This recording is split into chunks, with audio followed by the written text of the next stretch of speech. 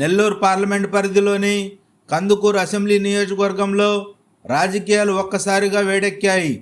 వివరాల్లోకి వెళితే గత 2 సంవత్సరాల నుండి తెలుగుదేశం పార్టీకి ఇన్ఛార్జిగా ఉన్న ఇంటూరి నాగేశ్వరరావు ప్రతి గ్రామాన్ని పలకరించి కార్యకర్తలకు చేరువయ్యారు.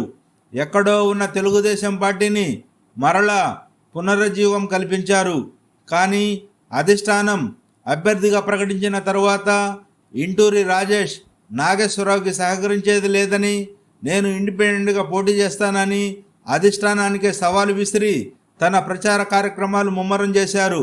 దీనితో నాగేశ్వరరావు గెలుపుకి రాజేష్ రూపంలో ముప్పు వచ్చినట్లయింది. రాబో రోజుల్లో అన్నీ సర్దుకుంటాయని రాజకీయ విశ్లేషకులు భావిస్తున్నారు. ఇక వైఎస్ఆర్ కాంగ్రెస్ పార్టీ పరిస్థితి చూస్తే ఇక్కడ ఏమీ సానుకూలంగా లేదు. సిట్టింగ్ ఎమ్మెల్యే మానుగుండను కాదని బుర్రా మధుసూదన్ యాదవ్ని అధిష్టానం అభ్యర్థిగా ప్రకటించిన విషయం మనకు తెలిసిందే. బుర్రా అనేక సమావేశాల్లో మాట్లాడుతూ మహేందర్ అన్నకి ఎమ్మెల్సీ ఇస్తారని జగన్మోహన్ రెడ్డి భరోసా ఇచ్చారని, ఆయన ఆశీస్సులతోనే నేను ఇక్కడ గెలుస్తున్నానని బుర్రా చెబుతున్నారు.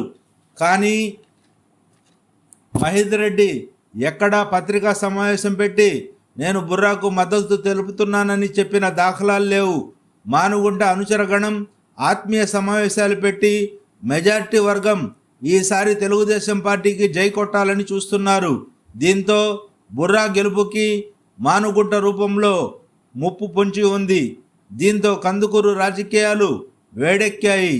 ప్రత్యేక కథనం రఫీ నూరి ఛానల్ కోసం.